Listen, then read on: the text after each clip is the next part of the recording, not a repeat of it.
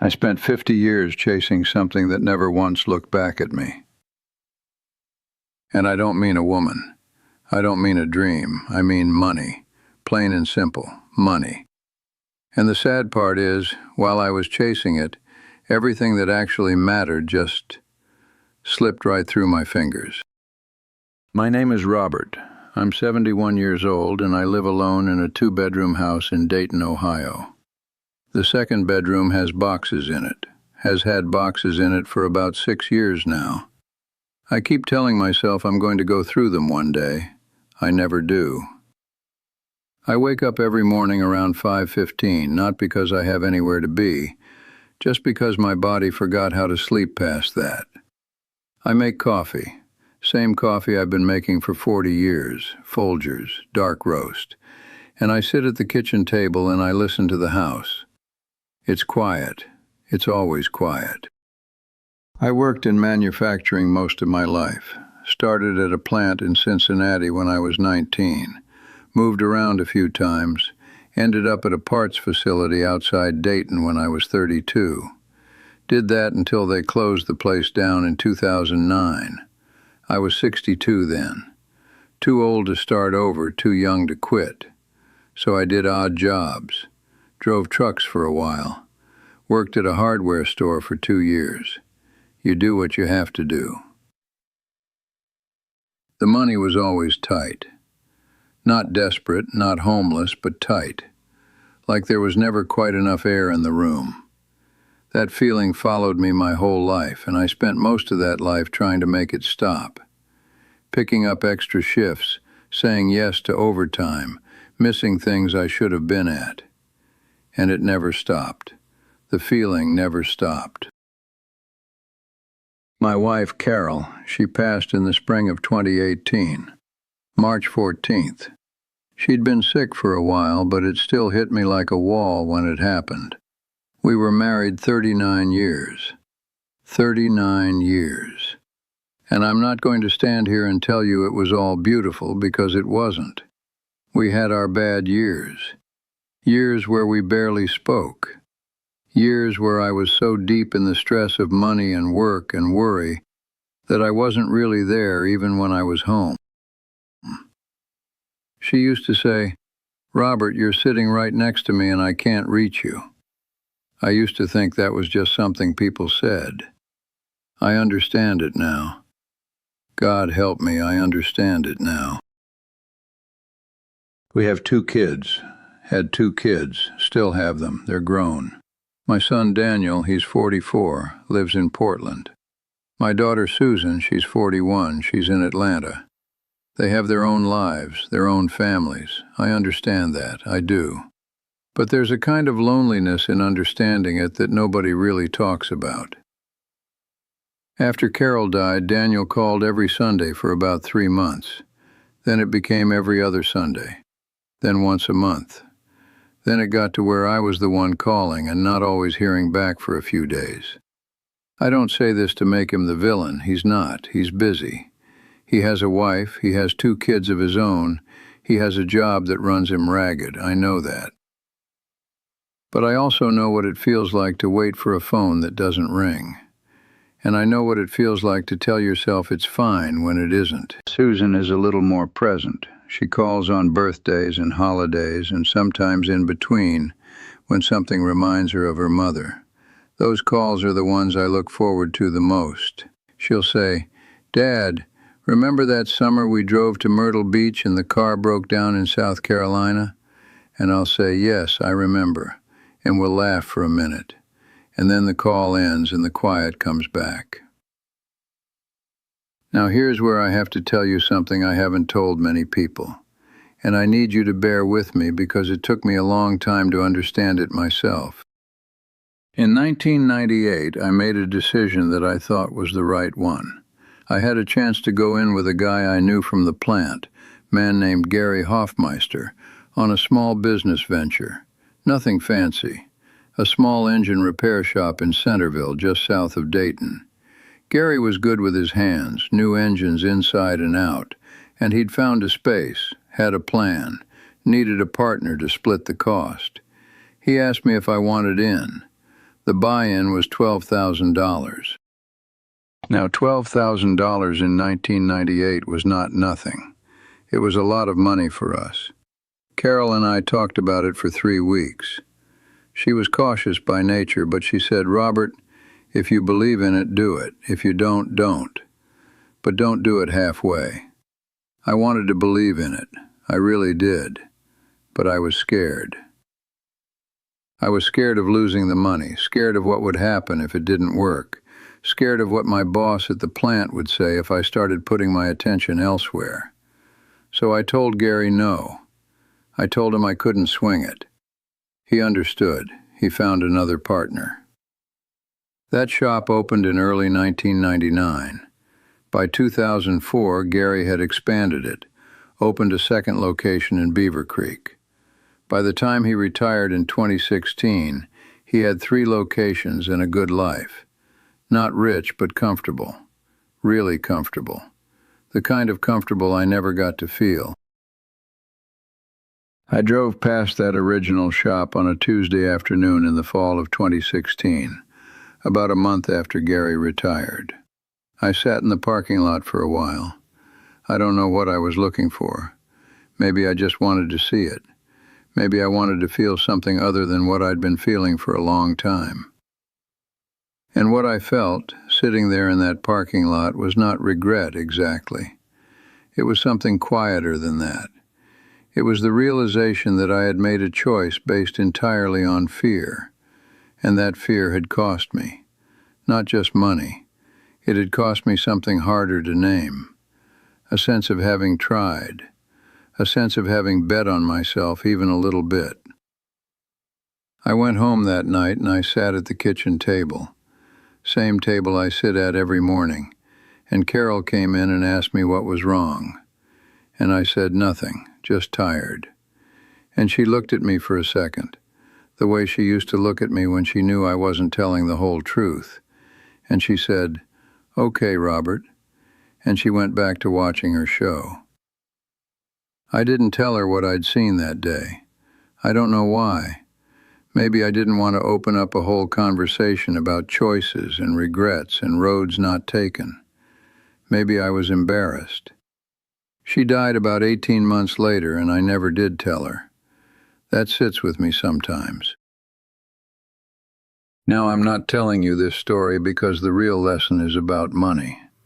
I'm telling you this story because I spent 30 years thinking the problem was that I didn't have enough of it, and that if I could just get more of it, everything else would fall into place. And while I was thinking that, while I was worrying about that, I missed things. I missed my son's first real heartbreak when he was 17 because I was working a Saturday overtime shift. I missed a recital Susan had when she was 9 because I had a meeting with a supervisor that turned out to matter nothing at all 6 months later when I switched jobs anyway. I was at Carol's bedside when she died, and I'm grateful for that, I am. But I also remember the years in the middle, the dinners I was distracted through, the evenings I spent at the table with the bills spread out, not talking, just staring at numbers. The way Carol learned to stop asking me how I was because she knew I'd say fine, and we'd both know it wasn't true. The money never came, not in any meaningful way. I worked hard my whole life, and I'm 71 years old, and I have a small Social Security check, a house that's mostly paid off, and just enough to get by if I'm careful. That's it. That's what all those years of chasing amounted to. And the people I could have been there for, really there for, either aren't here anymore or have their own lives now and don't need me the way they once might have. About 1.5 years ago, I had a health scare. Nothing fatal, but enough to get my attention. My heart was doing something it shouldn't have been doing, and I spent 2 nights in Miami Valley Hospital in November of 2022. Daniel flew in. That surprised me. He flew in and he sat with me the second night, and we talked more in those few hours than we had in years. Not about anything big. We talked about the old house on Maple Creek Drive where he grew up. We talked about a dog we had in the early 90s named Hector. We talked about a road trip we did once when he was about 12, just him and me, up to Michigan to see my brother Frank. And sitting there in that hospital bed with the monitor beeping and the lights too bright, I kept thinking, why didn't we do this more? Not the hospital part, the talking part, the just being together part. Why did it take something going wrong with my heart to get my son on a plane? If you've been watching this and something in here is hitting close to home, I want to ask you something. Just hang with me for one more second. If you're not subscribed yet, would you consider subscribing? Not for me, really, or not just for me, but because I sit here and I make these videos and I honestly don't know who's watching. And when I see that someone is listening, it means more than I can tell you. Leave me a comment. Tell me if any of this sounds familiar. I read every single one. Now let me tell you how this all came to a head for me, because that's the part I really need to say. Last Christmas, I drove down to Atlanta to spend the holiday with Susan and her family. Her husband Tom, their 2 kids, a boy named Marcus who's 11, and a girl named Lily who just turned 8. I drove instead of flying because flying got expensive and also because I needed the time to think. 14 hours down I-75. I got there on December 22nd, and I planned to stay through the 26th. The first night we had dinner, and it was loud and warm and full, in a way my house almost never is. Lily climbed on my lap before dessert and asked me if I lived far away, and I said yes, pretty far, and she said why, and I didn't have a good answer for that. On Christmas Eve, after the kids went to bed, Susan and I sat in her kitchen with some hot tea, and she asked me how I was really doing. And I said, I get by. And she said, Dad, I worry about you. And I said, don't, I'm fine. And she said, I know you say that, but I can hear it in your voice when we talk. I can hear that you're lonely. And I don't know why, but that word hit me harder than I expected. Lonely. I've been alone for 6 years. I've known I was lonely for 6 years. But hearing my daughter say it out loud, looking right at me across her kitchen table, it was different. It was like she was giving the thing a name, and suddenly it got very real and very heavy all at once. I didn't cry. I almost did. I just kind of nodded and looked down at my tea, and I said, yeah, I guess I am. And Susan reached over and put her hand on mine, and she didn't say anything else for a moment. She didn't try to fix it or talk me out of it or tell me it would get better. She just left her hand there. And that was one of the most human things anyone had done for me in longer than I can honestly remember. On the drive home, somewhere around Lexington, Kentucky, I started thinking about everything I'd prioritized. All the shifts, all the overtime, all the times I said no to things because I was tired or worried or just too deep in my own head about money and bills and making ends meet. And I thought about Gary Hoffmeister's shop. And I thought about Carol saying she couldn't reach me. And I thought about Daniel and those hours in the hospital. And I thought about Lily asking me why I lived so far away.